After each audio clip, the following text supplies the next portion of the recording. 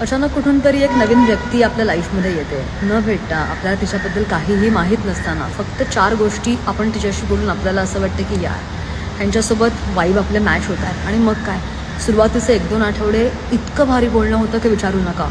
ते मेसेजेसचे instant replies, तासनतास calls आणि समोरच्याबद्दल सगळं जाणून घ्यायची आपल्याला अफाट उत्सुकतासुद्धा असते. जगच वेगळं असतं, कारण की आपण हवेमध्ये असतो. आणि हाईट सांगू का, या सिच्युएशनमध्ये आपण सिंगल आहोत, आपण रिलेशनशिपमध्ये आहोत, आपण मॅरिड आहोत, काहीही फरक पडत नाही. पण हळूहळू 2-3 आठवड्यांनंतर त्या मेसेजेसचे रिप्लाय उशिरा यायला लागतात, कॉल्स कमी होतात आणि तो इंटरेस्ट कुठेतरी हरवून जातो. आपण विचार करतो की माझं चुकलं काय? आपल्याला काहीच चुकलेलं नसतं. त्याला म्हणतात टेम्पररी अटॅचमेंट. ती व्यक्ती फक्त तुमच्या आयुष्यामध्ये एका वळणावर आली, तिनं तिच्या वेळेनुसार तुमच्याशी संवाद साधला, तिचा इंटरेस्ट संपला, ती शांत झाली. ज्या वाईब्स इतक्या लवकर गरम होतात त्या तितक्याच लवकर थंडही होतात. लक्षात असतं.